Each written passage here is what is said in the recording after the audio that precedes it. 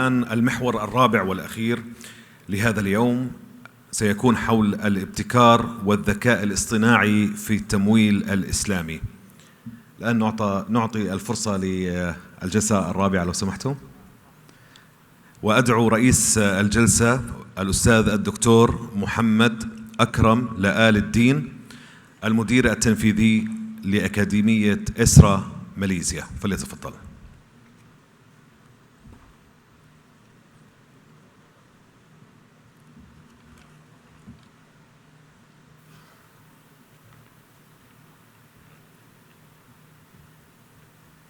بسم الله الرحمن الرحيم والصلاة والسلام على رسول الله وعلى آله وصحبه أجمعين. شكرا أخي العزيز. والآن ندعو الإخوة المتحدثين إلى المنصة. نحن عندنا بروفيسور دكتور عزمي عمر وبروفيسور دكتور حسين عبدو ودكتور سانجي شاولا ودكتور محمد بودايا. So may I invite all the speakers, please do come to please come up for us to start the session. أنا سأدير الجلسة باللغتين الإنجليزي والعربي ما دام أن بعض الإخوة يتحدثون بالإنجليزي. The theme for this, first of all, I would like to welcome all the speakers and thank you very much for still being with us. I know that time is very limited, so we have more or less about an hour from now for us to finish the topic.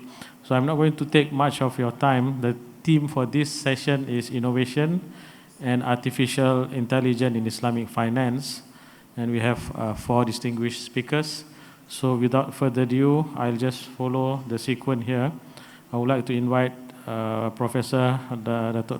Azmi Omar, the President and CEO of INSEF Malaysia, for him to present. فليتفضل مشكورا.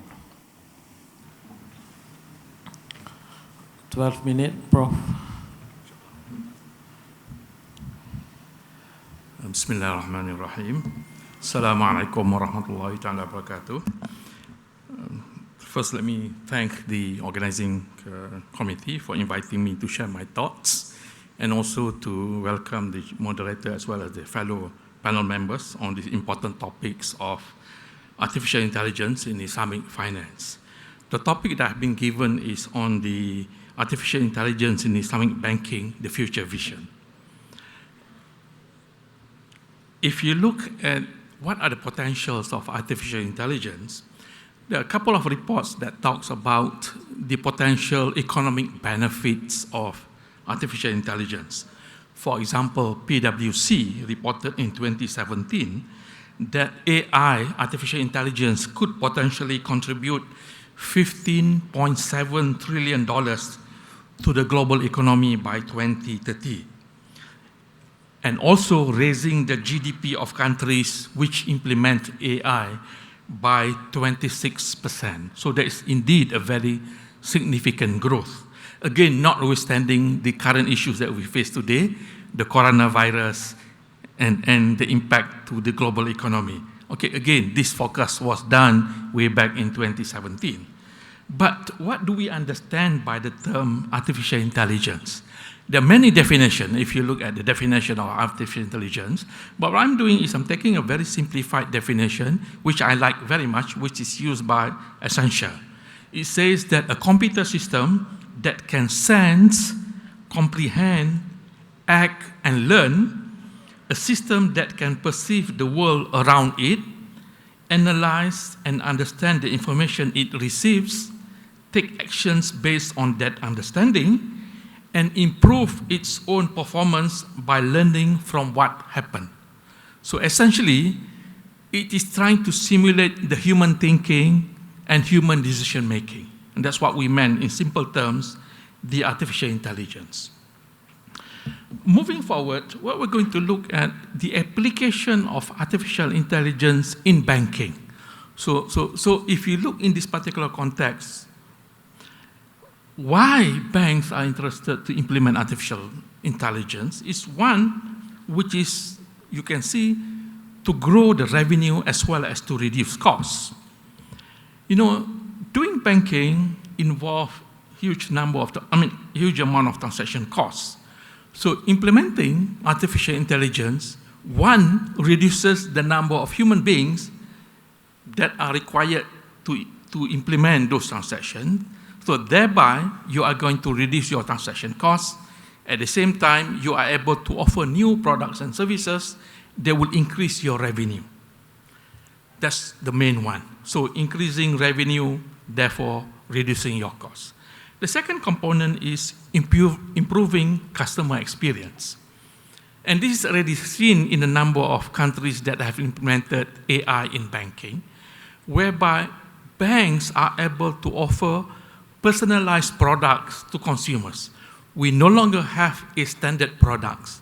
Banks can develop personalized products, be it in the context of banking products, or, for example, takaful companies or insurance companies develop personalized products to consumers, to customers. Therefore, customers will be able to have a better products and better experience. And of course, finally, is to strengthen risk management of banks. And this is one of the major applications of AI in banking. So what I am going to talk is essentially to look at what are the current and future use of AI in both conventional and Islamic banking, to look at some of the issues and challenges, and provide some perspective on the development of AI for Islamic banks. Just now, the earlier session talks about blockchain. Of course, blockchain is one component, AI is another component of how to drive better banking to the public and the populations. Currently, if you look at the applications of AI, we can divide into 4 segments. One is front office, second is back office, third is the trading portfolio management, and fourth is regulatory compliance. And all of these are already available in some form or another in different countries. So what I did was I looked at the practices of a number of countries and share with you some of those experiences. So, for example, in the context of front office, credit scoring is one of the important applications. Takaful or insurance products, client-facing chatbots, which I'll be giving some examples. KYC, know your customers. On the back office, risk management, stress testing, fraud management. On the portfolio trading management is the trade execution, portfolio management. This is where we have the robo-advisors. And then regulatory compliance, talking about the data quality assurance, microprudential surveillance. Okay, if you look at one of the countries that is most advanced in implementing AI is Hong Kong. They have issued 8 digital banks, and many banks there are implementing AI. So based on the Hong Kong practice, there are about 5 major areas that Hong Kong banks are implementing AI. One is cybersecurity applications, meaning that to ensure that customers are protected from cybersecurity fraud and cybersecurity hacking. Secondly is client-facing chatbots, which means that, for example, when you log into the banking, there will be an engine, artificial intelligence engine, that will be interacting with you, not human. Human will come only later, at the later stage.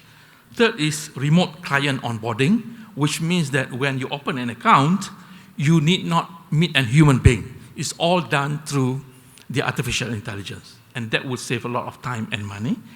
Fourth is biometric customer identification, which means that all these identifications are done through artificial intelligence. And fourth is personalized advertisement and products. Okay, some of the examples you can see is, for example, another study done by SES and GAP. The application of AI is in the context of automation, credit scoring, data cleansing, and enhancement and risk grading. Moving forward, again, bearing the time, I will try to move. Some of the examples used in Hong Kong, for example, chatbot. You know, banks every day receive phone calls. So rather than employing individual human beings, they can reduce the cost by using artificial intelligence. So that engine or the artificial intelligence will interact with human beings in response to questions and provide solutions. And for example, in Hong Kong Bank, they are able to handle 4 million inquiries per day. Bank of America launched Erica, which is used to forecast customer balance sheet expanding behavior. Back in the GCC countries, Kuwait Finance House introduced ByTalk assistants that will handle customer credit applications. and autonomously create credit reports for clients. Okay, let me just give an example here. In the client onboarding, I think one of the challenges that public face when opening a bank account is the time that you want to open a bank account. Sometimes opening a bank account may take 1 hour or more. So it is costly, it is timely, time-consuming, and involve a lot of paperwork. My experience, again, when I open a bank account using the AI applications, it can be done in less than 15 minutes. Everything is done through online. What you do is that first you snap your ID. After you snap your ID, then you record a video. It records your face as well as your voice. In less than 15 minutes, your banking account has been approved and you now have a bank account. All done within your own place, either office or in your own home, without having to go to a branch. So this is the advantage of artificial intelligence. Save time, save money, and speed, give you speed. So this is an example of what it can be seen here. So you upload your initial documents. It also has a scheme, what we call facial recognition, voice recognition, and it tests the KYC, know your customer, by looking at your ID. And subsequently, they will check the machine, the artificial intelligence will check you, and within a short period, your account will be approved. Okay, so that's one example which is already being done in a number of countries. Secondly is the example of robo-advisors, where you can get professional advice through digital applications or through web without having to go and visit someone. It's all done through artificial intelligence. And we do have now in the Islamic finance space, we have Wahid Investment as an example. It provides you a robo-advisory to invest in Sharia-compliant equity instruments globally, not only in US, but also globally in Malaysia and many other countries. So robo-advisor is one of the practice that's being done currently. 2 minutes more. Okay, and then on the issue of fraud detection, to check the fraud detection, let me just go quickly on the issues. Some of the issues are about data availability, data security, and ethical regulations. I think to me what I want to focus is more on the ethical regulations. See, what we look at the moment is that when we talk about artificial intelligence, there is no regulation at the moment.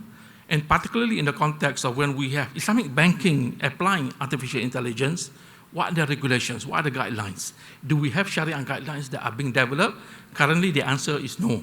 So which means that regulators will have to go into this area, work with Sharia advisors to develop guidelines, okay, for the applications of AI in banking. And of course, the other component is lack of expertise, okay? You talk about artificial intelligence, there are not many experts. So again, how do you bridge between Islamic finance and AI? You need to have both individuals who are good in Islamic finance, Sharia as well, including the AI, if you want to bring AI to the next level. However, there are issues relating to AI, apart from what we call it, individuals will be losing out jobs.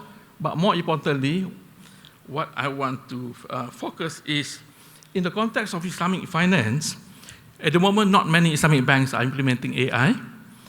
Technology of Islamic banking, it always lags behind conventional bank.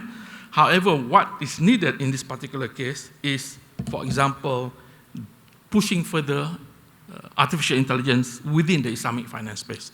What examples can I can share?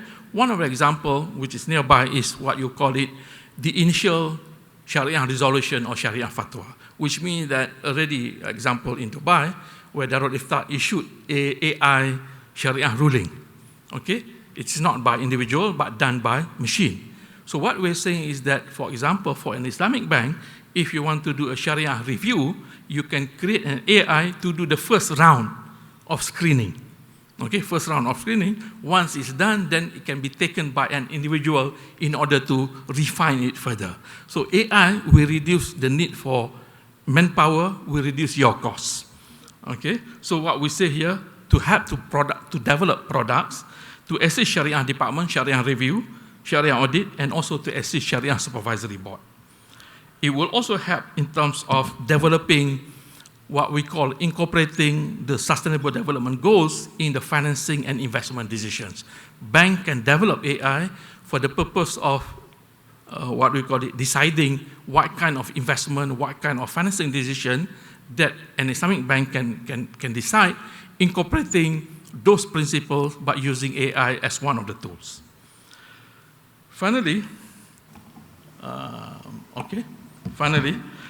is that at the moment you see that some Islamic banks are already implementing AI in customer onboarding, in what we call it chatbot, in KYC, and in some back office operations.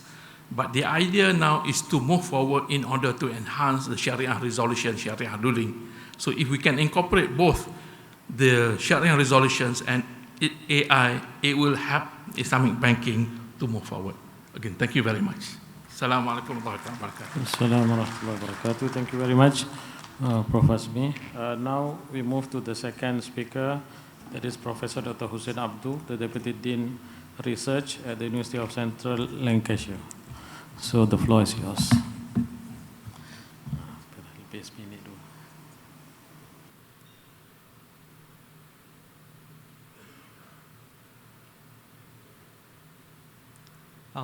Excuse me, how this move forward?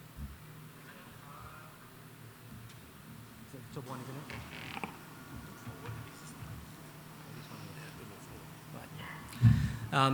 it?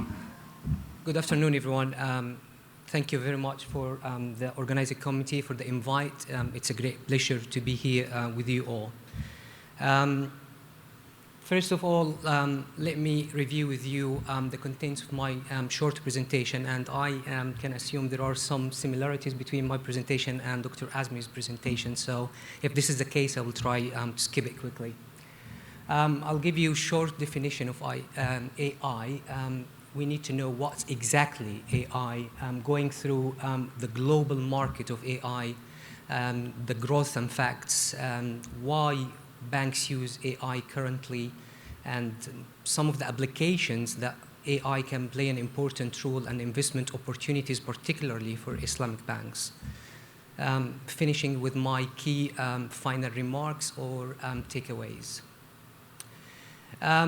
My academic background goes back to developing scoring models using artificial intelligence. Was one of the early researchers in the UK to use neural networks and genetic programming to predict financial crisis, to predict credit worthiness of the clients when it comes to bank loans. Have some experience in delivering professional training courses, published over the last 8 years around or more than 40 highly ranked research articles in top-ranked journal. Also the editor of Cogent Banking and Taylor Francis, and a member of the editorial board in a number of international peer-reviewed journals, reviewed for more than 30 journals as well.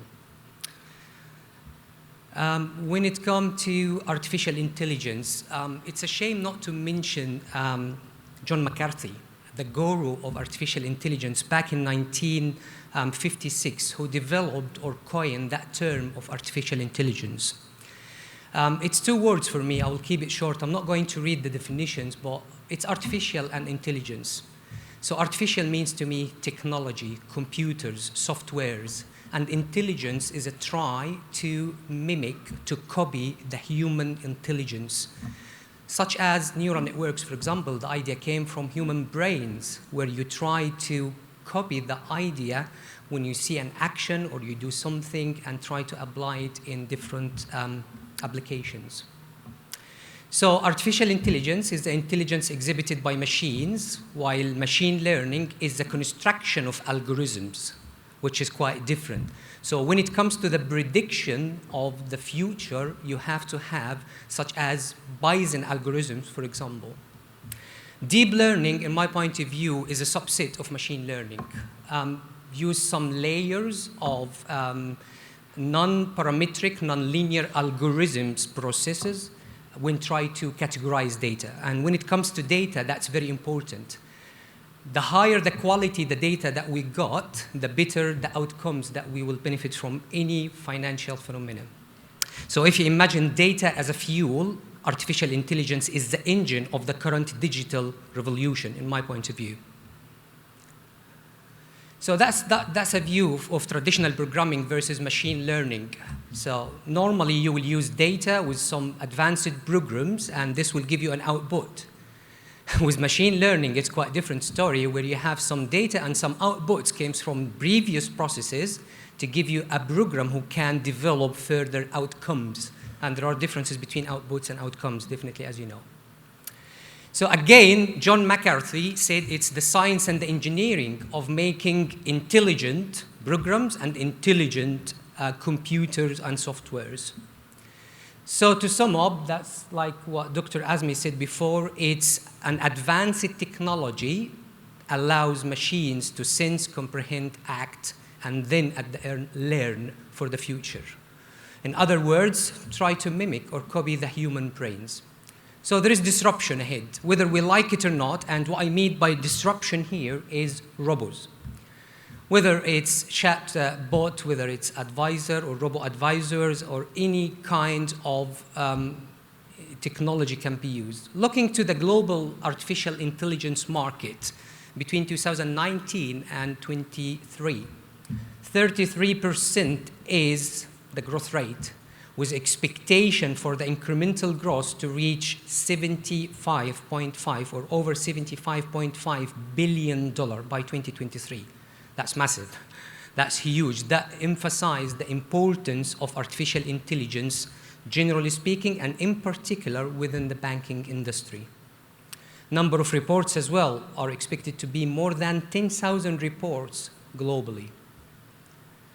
If you look to the main areas that how companies worldwide are using artificial intelligence nowadays, information technology come on the top.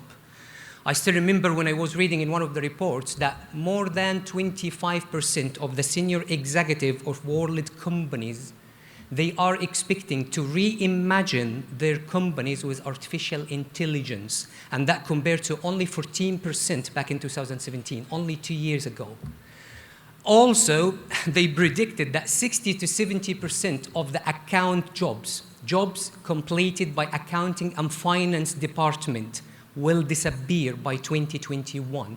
And that's ringing a bell, this ring a bell for all of us about the importance of using artificial intelligence.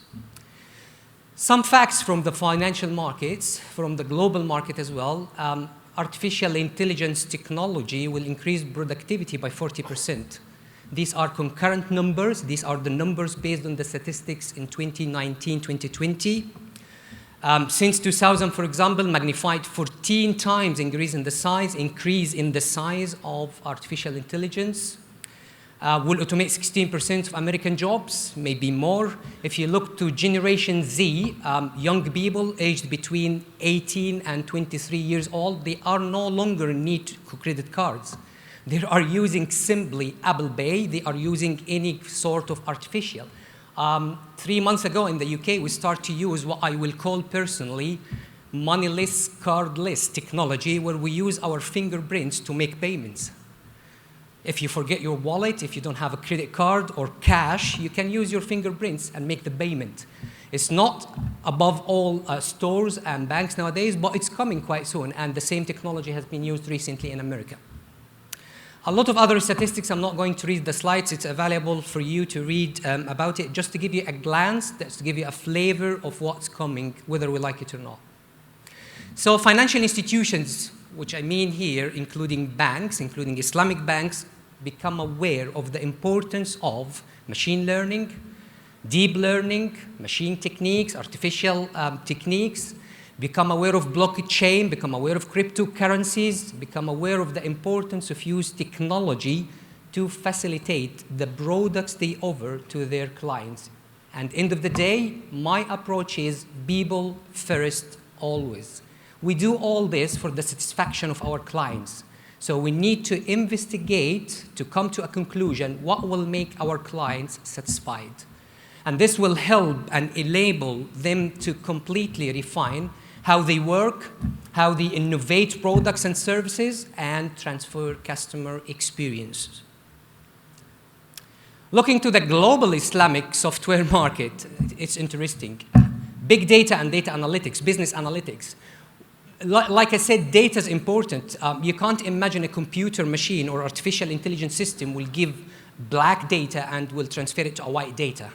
Black will give black, gray will give gray, white will give white. So the quality of the data, but the problem with big data is the variety of data.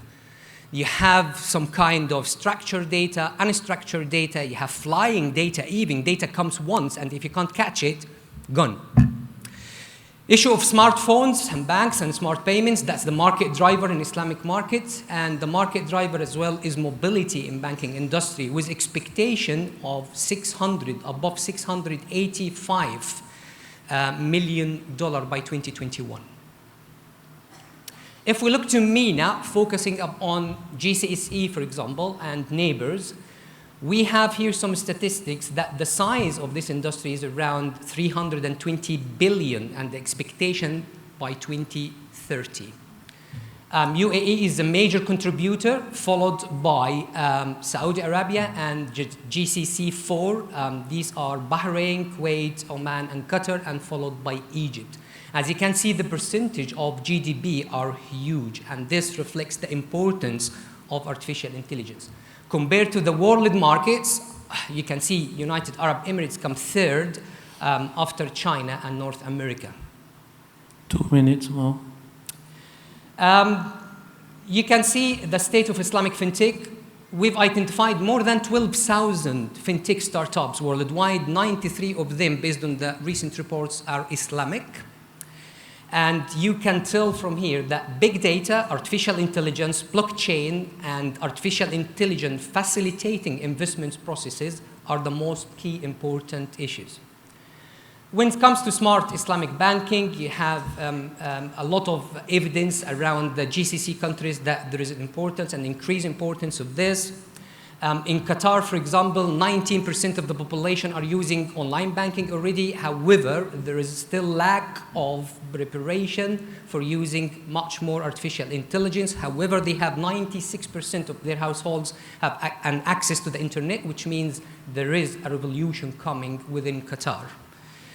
Why banks are using artificial intelligence? It's data analytics and productivity and cost efficient. I do apologize. I've been told that I have 20 minutes around the presentation, so that's why I've got a lot of slides, but I will try to finish up quite soon. Where banks are using artificial intelligence, the major thing they're using for it is IT, and followed by finance and accounting. And like Dr. Azmi said exactly, it's robo-advice, chatbots, and other algorithms as well.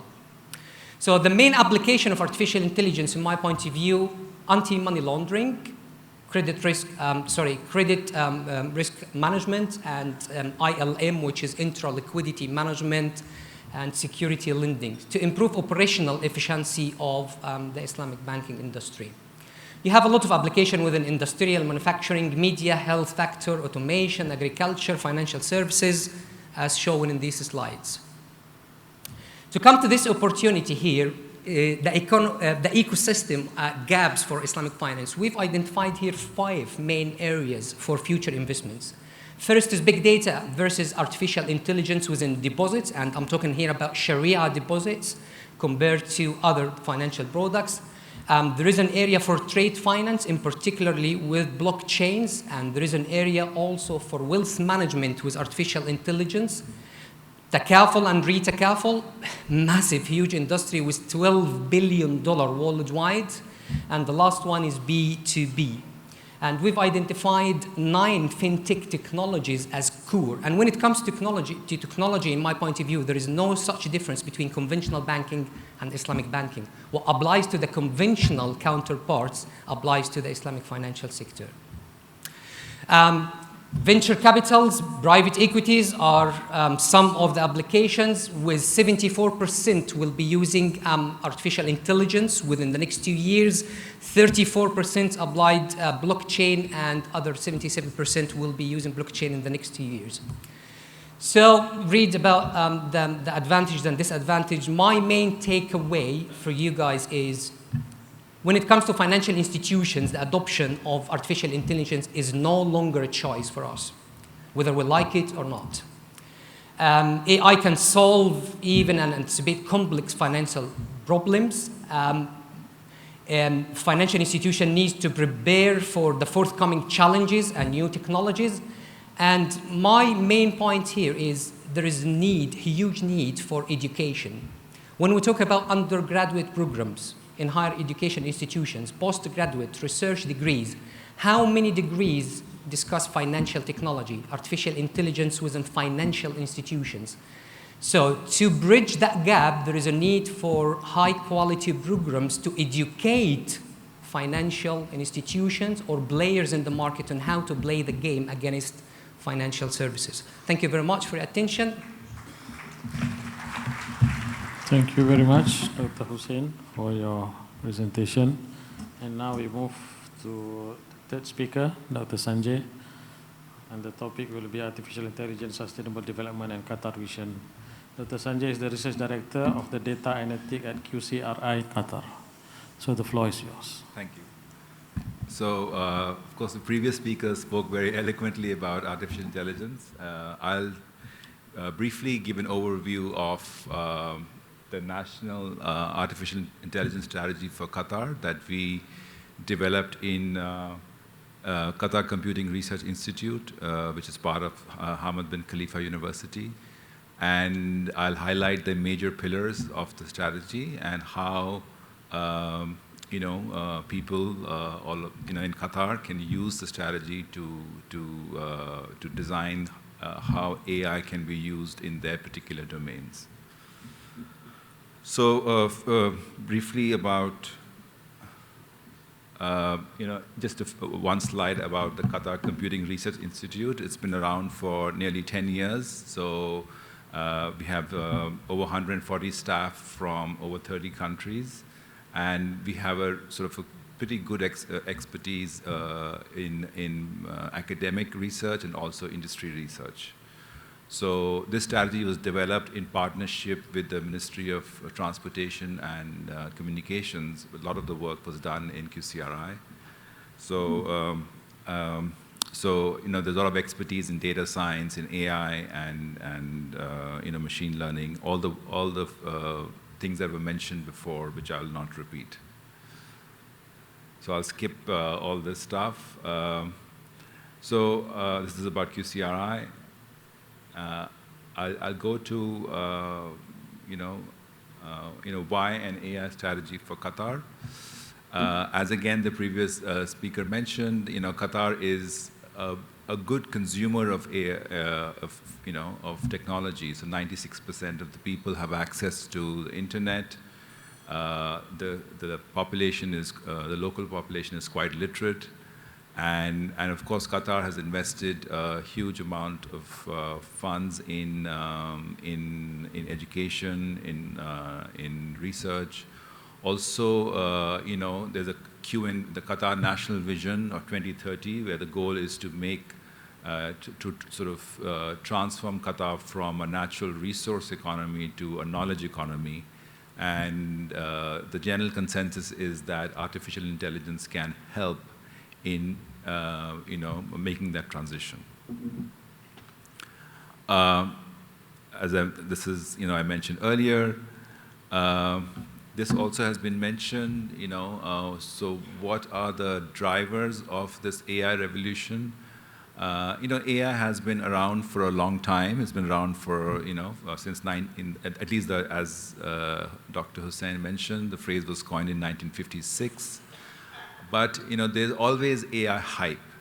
So there was a hype for AI in the 70s, then it died, and then it again came back in the 80s or early 90s, and again it faded. So these periods where the hype fell down is called AI winters. So there have been 2 or 3 AI winters. So why do we believe that there could be now is the time for AI? So I think there is a confluence of 3 things. There is big data, of course. There's computing, there's cloud computing. Computing is very cheap now. And of course, there's design of new algorithms. So it's a combination of these three things: big data, computing, and algorithms, which is the reason why there's such a big interest in AI. And people are, comparing AI to, the fourth industrial revolution, and that it's it'll be a sort of a change point in human evolution. Of course, like all things, there's a global race for AI. Many countries have released an AI strategy, starting from Canada. A lot of, Canada is a relatively small country in terms of number of people, but a lot of the new innovation, a lot of the research has actually come from Canada and not the US. So Canada was one of the first countries to have an official AI strategy, and then, many other countries have come up with one. And each of them have a slightly different focus. So there's a, pan-Canadian AI strategy, but again, the focus is to capitalize on their research strengths. And then, there is, Japan came up with a strategy in the 2017, followed by China. And of course, China has made huge strides in AI. Some of that is, of course, cause of concern about surveillance, and which leads to ethical issues. And then, there's, many other countries, Korea, and so that was one of the reasons that, we thought that Qatar should have a national AI strategy too. And as I mentioned earlier, we worked with the Ministry of Transportation and Communications, and then last year in 2019 at KidCom, the Minister, His Excellency, the Minister of MOTC, released the strategy officially. So it's now part of official government plans. And we are now working with the different ministries to try to roll it out and see how can we implement aspects of the strategy. So the strategy has several pillars. These they're shown here. There's a pillar on talent, on data, on employment, on wealth, on AI future, and ethics. So as Dr. Hussain mentioned, there's a huge, and Dr. Azmi I think also mentioned, there's a huge shortage of talent in AI. So the question is, how can Qatar build that talent? So of course there are two ways. One is to attract talent from other places, and the other is to have homegrown talent. And we believe that Qatar should have both, should follow both paths, especially in ingrown talent. There should perhaps be a course on data science, on AI at the high school level and primary level, in the higher education and tertiary level. So, so we want to work with the Ministry of Education and other school, education organizations to try and inject or embed the study of data science into the core curriculum of schools. So that's the one on talent. I'll just quickly go through them because I don't have enough time. The other thing is data. As I mentioned earlier, the AI revolution, so-called revolution, has three components. It's big data, it's computing, and it's algorithms. And Qatar is a rich country in natural resources, but by definition, it's a small country, number of people, so the amount of data is limited. So how should Qatar work with perhaps other smaller countries to perhaps pool their data? What should be the what should be the strategy or policy on data ownership, right?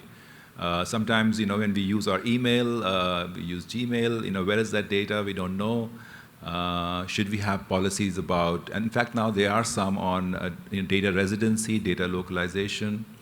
Also, when you work with data, things become very different. So imagine a scenario like you're a doctor, say you're a radiologist and you are looking at X-rays, right? Now, if it is a data-driven machine, then the data, and it's been trained using local data, then the analysis, the interpretation of X-ray images will be very different, because every country or every group of people will have slightly different characteristics. So the physicians, the radiologists will have to be trained to interpret X-ray images in a certain way. So similarly with other things, in financial aspects, in whatever occupation you are in, when you're working with data, you have to be trained to interpret your results in a different way. And so I think we have to really, in our jobs, in our occupation, in whatever activity we do, the role of data has to be carefully thought through and analyzed. Okay. So yeah, so that's some things about data. Then employment. Qatar, as you know, is a very unique country. There is roughly 3 million, 2.7 to 3 million people, but 10% of the population is local. And how can we use, how can AI be used to not replace but augment jobs? Of course, as the previous speakers mentioned, there is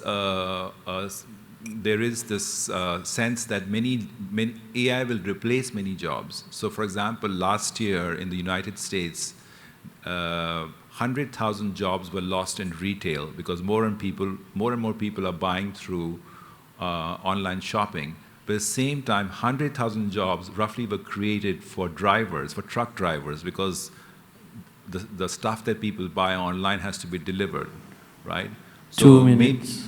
Okay. So maybe in few years, autonomous vehicles will come and take over those jobs. So the role of how AI will impact employment has to again be very carefully analyzed and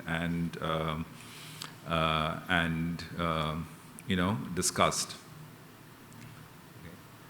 I just want to give one statistics, and then I have to move on.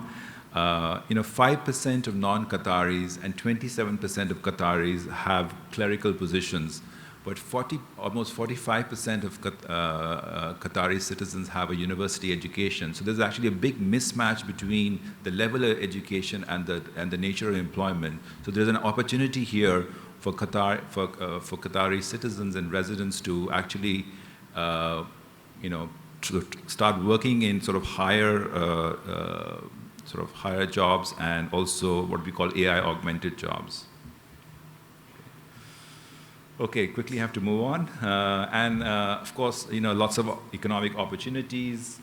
Qatar is also already a very mature system of digital governance. That can be used as a platform to grow the economy. And also, of course, Qatar cannot be a leader in AI in everything, right? So it has to pick and choose what are the areas to focus on. And we give in the strategy, we give some examples on, for example, medical tourism. We think, potentially there is, if you look at the data, there's actually a potential for Qatar to be lead in the area of medical tourism. Also, air cargo and higher education. So much investment has already been made in these areas, and so these are the areas to leverage. Okay, so all of these details are in the strategy. So this is just a very high-level overview of what we have written in the document, and I encourage you to go online and find the documents available. Just Google Qatar National Strategy, and you'll find it. And so I think also, the role of ethics, for example, in autonomous vehicles. Quickly, I'll finish this. You may have seen this Uber accident in the US. The person is driving the autonomous vehicle, a pedestrian crosses the vehicle. It's the pedestrian's fault, but the but the driver is almost sleeping, who's to blame? Is it the it's supposed to be an autonomous vehicle. So all these issues about AI and ethics really will come into the fore and have to be resolved, and a policy has to be built based on cultural aspects and the local, know-how and so. Okay, so yeah, I think that's very quick, sorry. So that's thank you very much for listening, and if you have any questions, I'm happy to answer. Okay, thank you very much, Mr. Sanjay, for your presentation. والآن نتيح الفرصة لفضيلة الشيخ دكتور مراد بوضايا، هو عضو هيئة التدريس في كلية الشريعة والدراسات الإسلامية بجامعة قطر. وفضيلة الشيخ سيتكلم عن الضوابط والمعايير الشرعية للابتكار والذكاء الاصطناعي في المالية الإسلامية، فليتفضل مشكورا. شكرا. الحمد لله نحمده ونستعينه ونستغفره ونعوذ بالله من شرور أنفسنا وسيئات أعمالنا، من يهدي الله فلا مضل له ومن يضلل فلا هادي له، وأشهد أن لا إله إلا الله وحده لا شريك له، وأشهد أن محمدًا عبده ورسوله. أولاً أشكر الجهة المنظمة وكل من ساهم ودعم هذا المؤتمر، سائلاً للجميع التوفيق والسداد.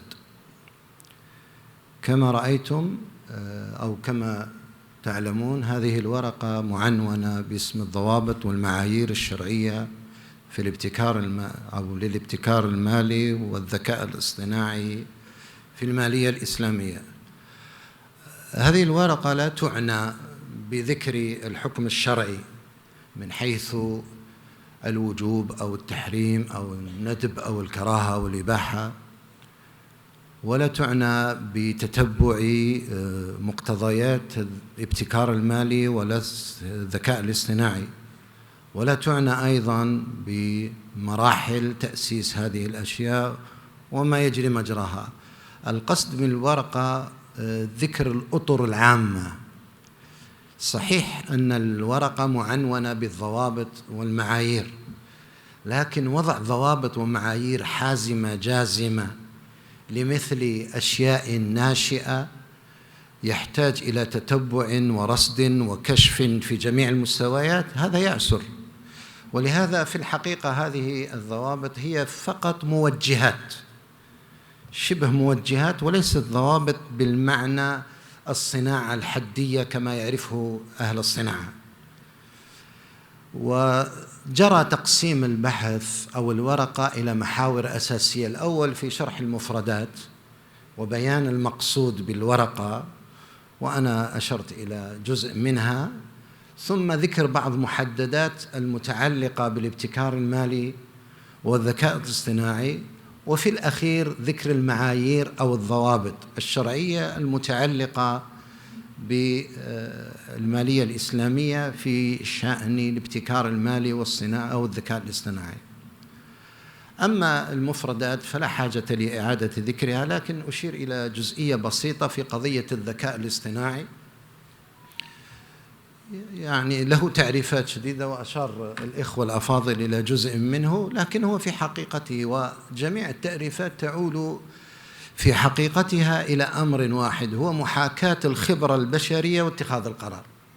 هذا خلاصة المسألة بغض النظر عن التعريفات الموجودة فيه، لأن كل من عرفه بمجاله أو بصنفه أو بنوعه أو بحاله، وهذا يجمع إن شاء الله المقصود منه. إذا انتقلنا إلى ذكر المحددات والمبتكرات المتعلقة بالابتكار المالي والصناعة والذكاء الاصطناعي،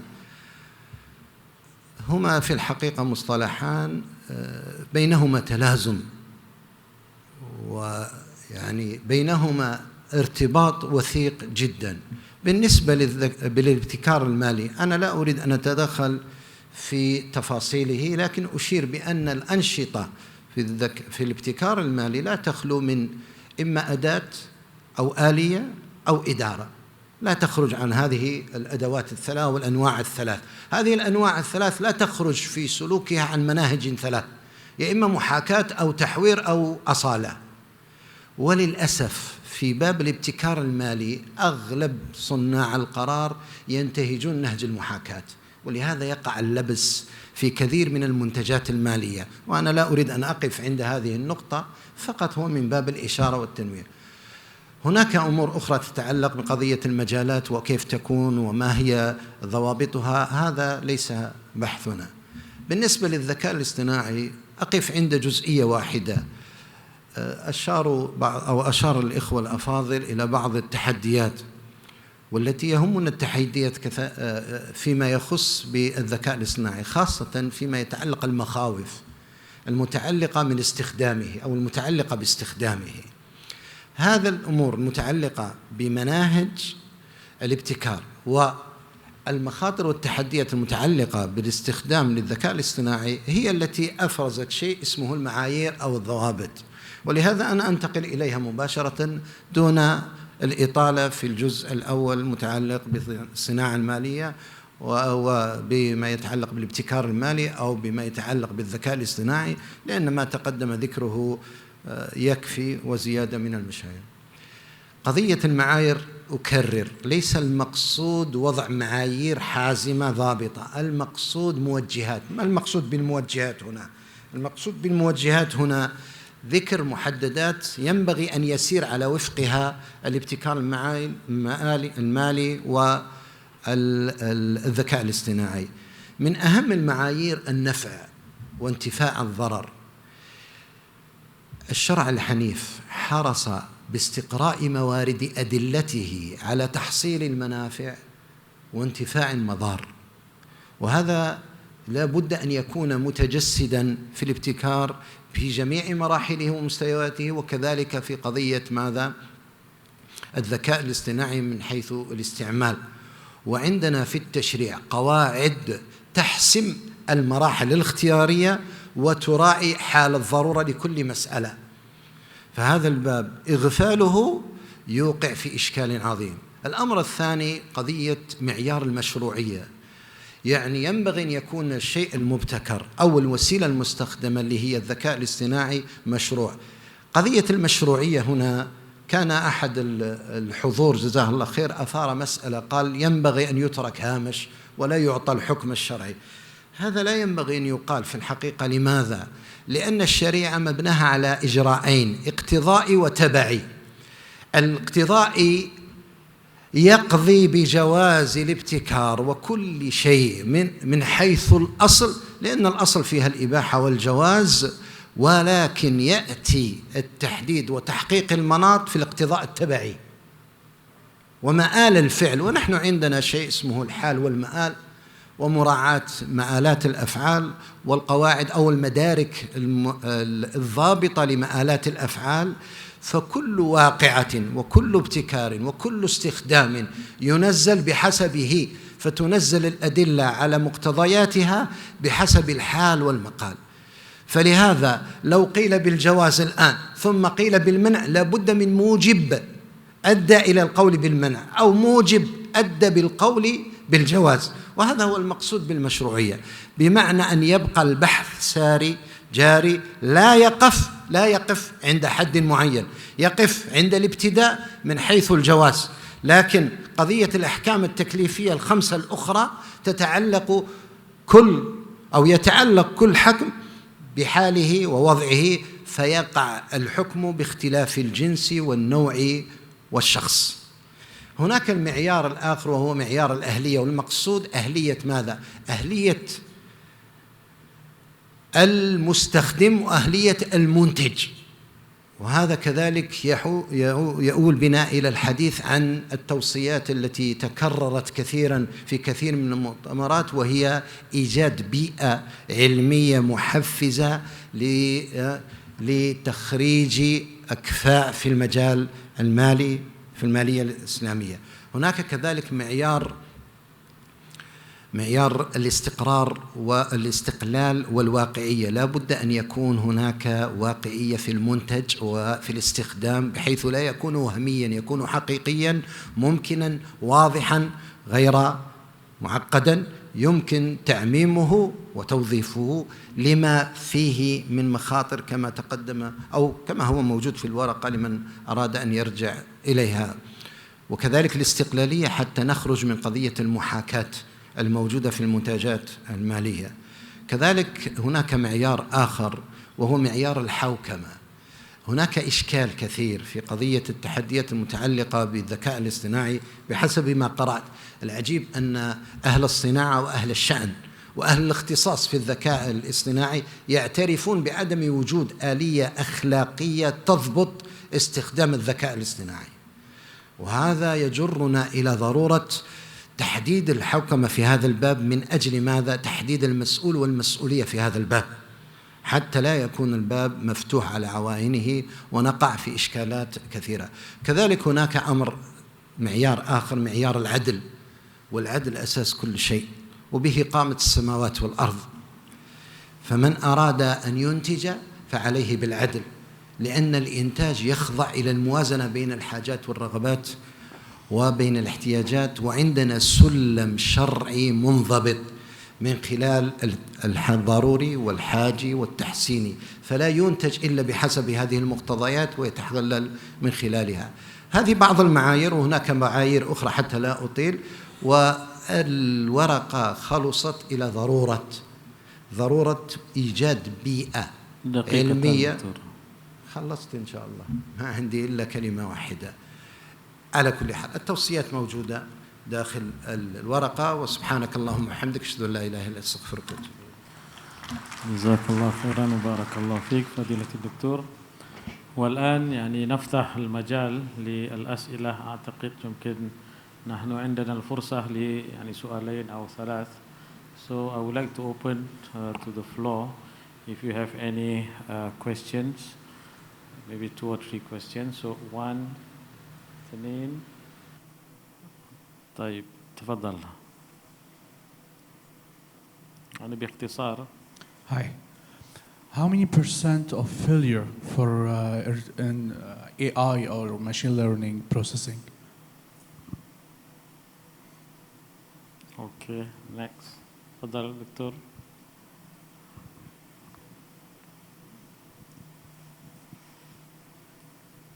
بسم الله الرحمن الرحيم. السلام عليكم ورحمة الله. دكتور محمد اللواتي من سلطنة عمان، بنك ميسرة للصرف الإسلامية. في الواقع أنا عندي يعني ما أدري أسميها مداخلة، تساؤل، أرجو المعذرة دكتور أكرم. الموضوع هو أنه طبعا كلامي ربما موجه للدكتور عزمي.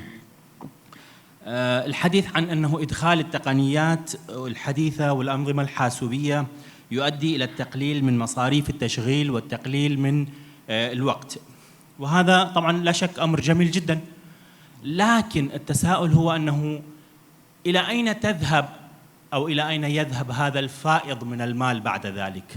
يعني احنا الآن عملنا على إدخال التقنيات، وبالتالي سرحنا عدد من الموظفين الذين يعني وراءهم أسر تقتات من جهدهم. أين يذهب هذا الفائض من المال؟ هل يصب في خانة المستهلك المستفيد بالتالي تنخفض الأسعار، وهذا أمر جميل أيضا، أم أنه لا، يعني المعذرة أنا لا أعرف أين تذهب. الذي نلاحظه، وهذا آخر كلامي مداخلتي، الذي نلاحظه في هذا الزمان إلى الآن أنه المؤسسات التي تدخل التكنولوجيا والتقنيات الحديثة والأنظمة الحاسوبية في منتجاتها تعرض المنتجات بأسعار مرتفعة. لما تسأل يقول لك والله التكنولوجيا غالية مكلفة. فيعني أحببت أن أشير إلى هذه المسألة. بارك الله فيكم. السؤال الأخير تفضل.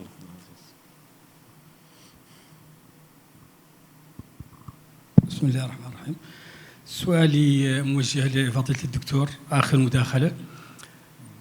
معلوم أنه إذا وجدت علة تحريم واحدة استغنينا بها عن البحث عن العلل الأخرى، وأنتم ذكرتم أن أصحاب الشأن ذكروا أنه في الاصطناع أنه لا وجود لآلية أخلاقية تضبط الذكاء الاصطناعي.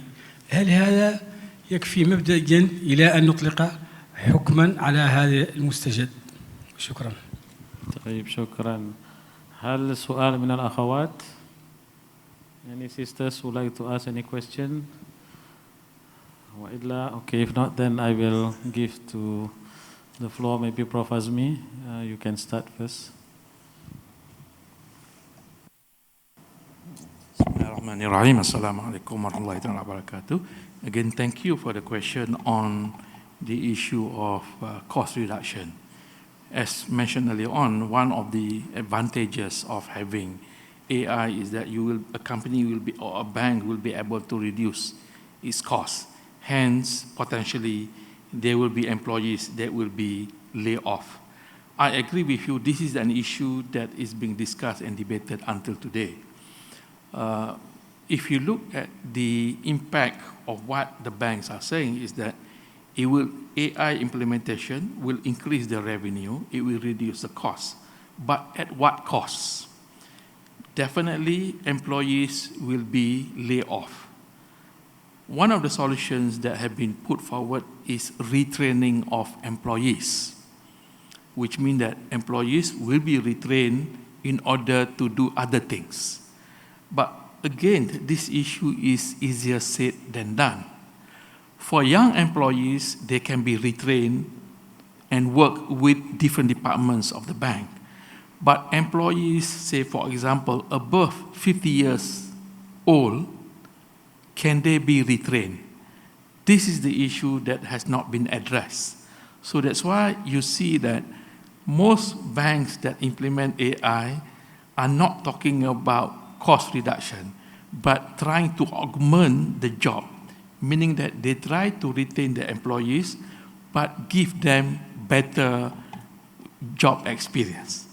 It is not a solution. Really, I agree with you. This is an issue that has not been addressed until today. Thank you very much. Thank you, Dr. Hussein.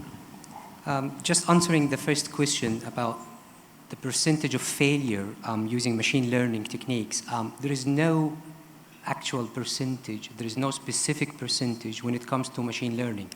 It depends on a number of factors, actually. The quality of the data, the technique you are using. So, for example, inside neural networks family, you will find huge, massive types of neural networks.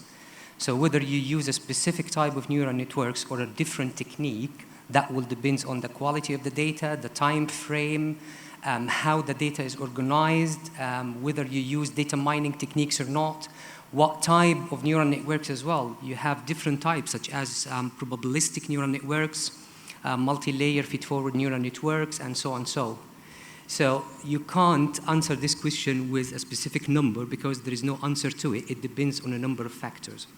Going to the second question, in my point of view, is a very important question, actually. And if you look to the TechFin, and I'm sure you've heard about this expression, GAFA, it's Google, Apple, Facebook, and Amazon, and I would add to it Microsoft as well. If you look to those TechFin, which is giant technology companies benefited from offering financial services recently, that's our question now as financial institutions or Islamic financial institutions. Where is the corporate social responsibility within financial industry?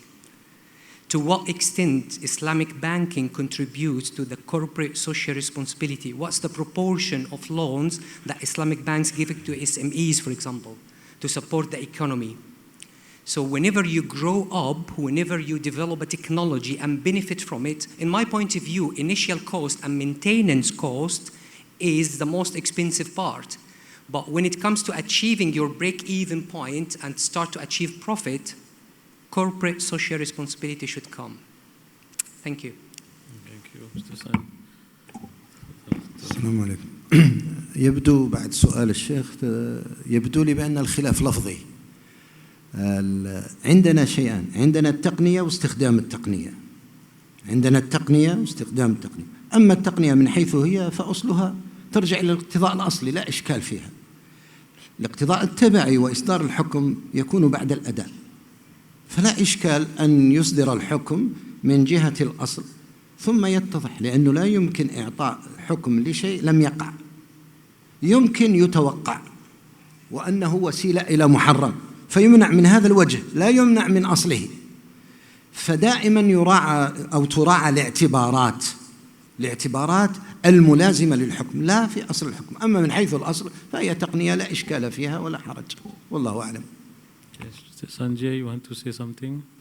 Yeah, for the failure, that's a big problem in AI, because a lot of AI is based on data, and data is, uses induction. And so that's why, you have to have, to reduce the errors in AI, you have to have a multi-layered kind of system where, one layer will make errors which will be captured by the next layer.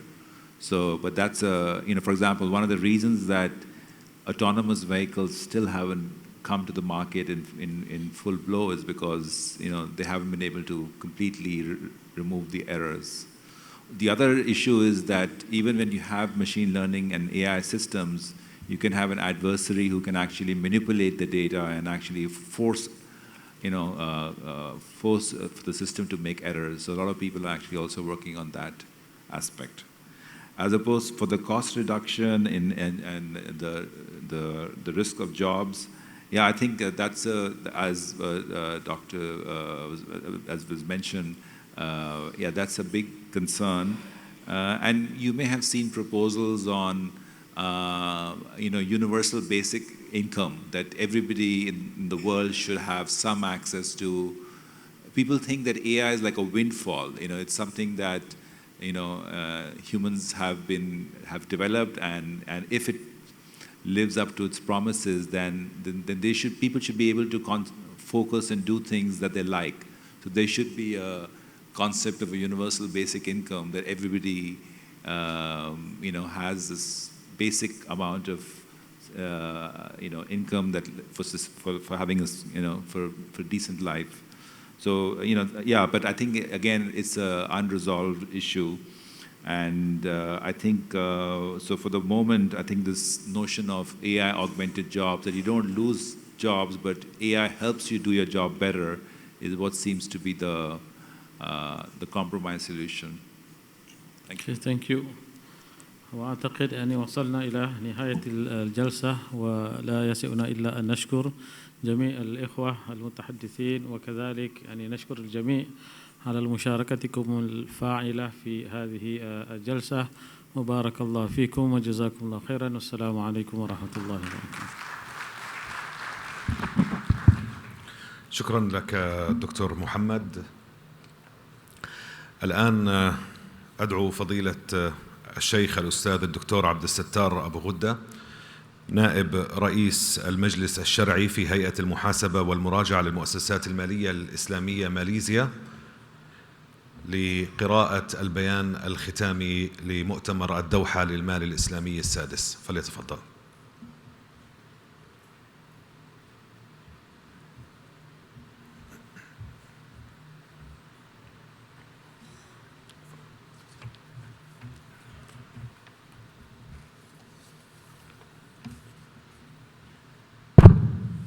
بسم الله الرحمن الرحيم.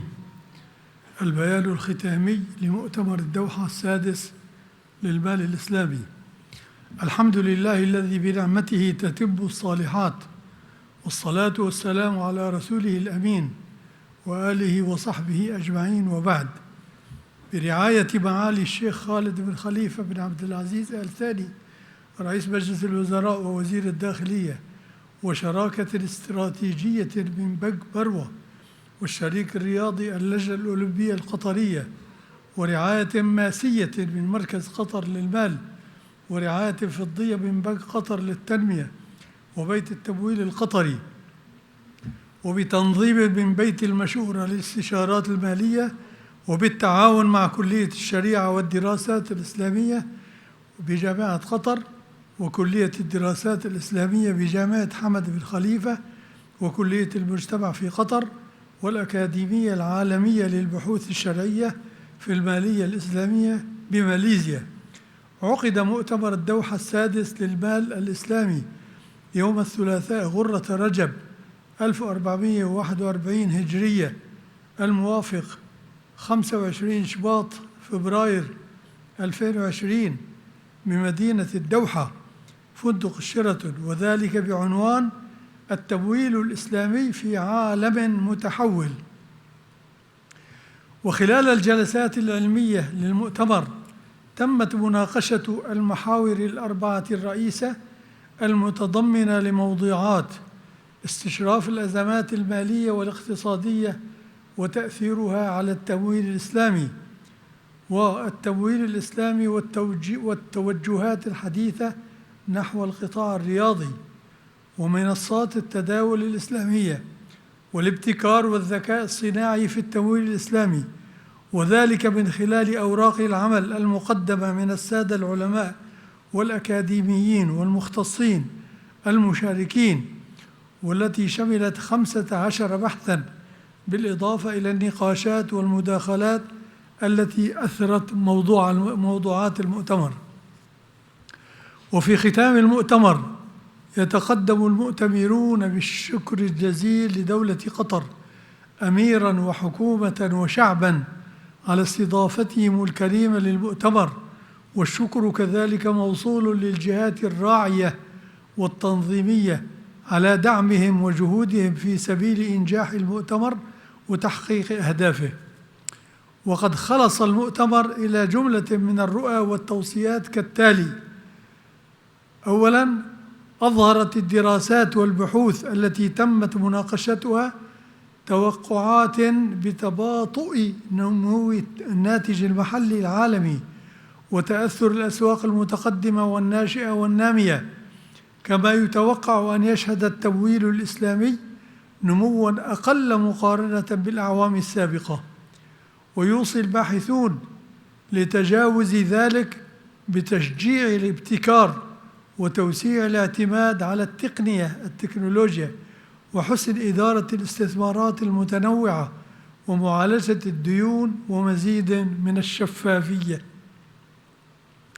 ثانياً، استشراف الأزمات المالية والتنبؤ بها المؤدي إلى درء المفاسد وتحقيق المصالح مطلوب شرعاً، وينبغي فيه التقيد بالأساليب العلمية والالتزام بالضوابط الشرعية في وسائله ومقاصده. ثالثاً، التوصية بالتنسيق بين المؤسسات المالية الإسلامية والجامعات ومراكز البحث العلمي لإنشاء المراكز العلمية المتخصصة باستشراف مستقبل التمويل الإسلامي والتنبؤ بالمخاطر المحتملة. رابعاً، الاستثمار في القطاع الرياضي مطلوب أيضاً إذا تحققت الضوابط الشرعية العامة للاستثمار والضوابط الشرعية الخاصة بالمجال الرياضي. خامساً، التفريق بين الاستثمار في الرياضة كقطاع أعمال يشمل جميع مستلزماتها وبنيتها التحتية، وبين الاستثمار في الرياضة لتعزيز القيم وضرورة تفعيل أدوات الاستثمار الإسلامية لتحقيق التوازن الصحيح بينهما. سادساً، منصات التداول هي مواقع منظمة بالبرمجيات الخوارزميات لمساعدة المتعاملين على تحليل العمليات الاستثمارية وتنفيذ الصفقات إلكترونياً دون تدخل بشري غالباً، وهي أنواع كثيرة ويشترط فيها الامتثال لأحكام الشريعة ومبادئها في جميع عملياتها، والاقتصار على طرح الأدوات المشروعة، والاستقلالية عن المؤسسة المنشئة للمنصة، والالتزام بالأحكام الشرعية المنظمة للأهلية والولاية والوصاية والإرث.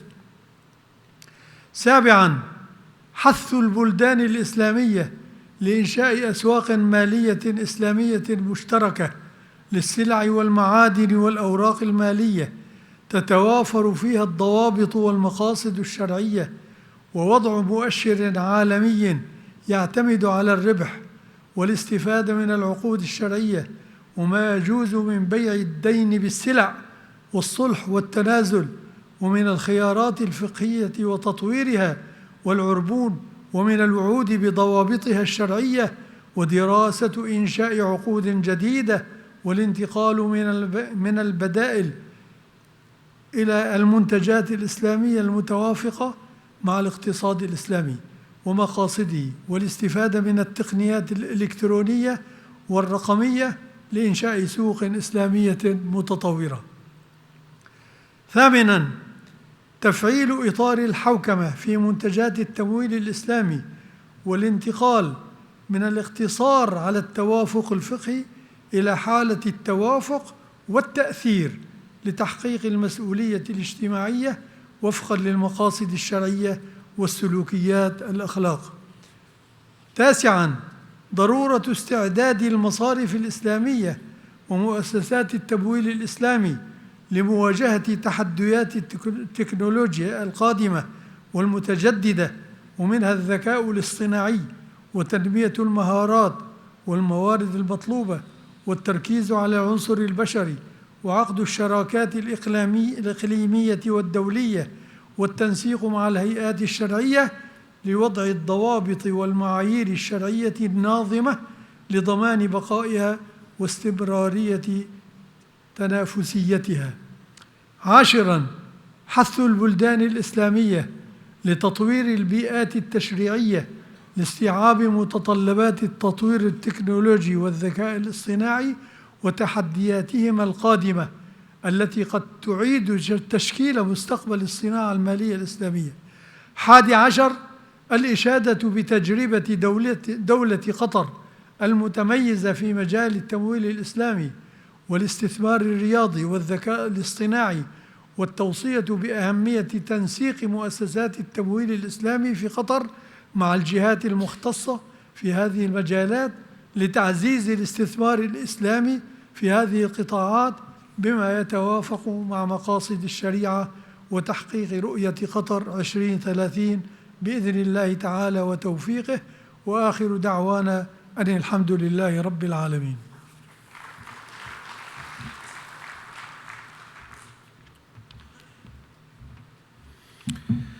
وبعد البيان الختامي نكون قد وصلنا إلى نهاية المحاور لهذا اليوم. نشكر معالي رئيس الوزراء وزير الداخلية على تفضله برعاية هذا المؤتمر. الشكر وكل الشكر لضيوف قطر الكرام على حضورهم لأعمال المؤتمر، والشكر موصول للجنة المنظمة على حسن اختيار المواضيع والعناوين لهذا العام في النسخة السادسة.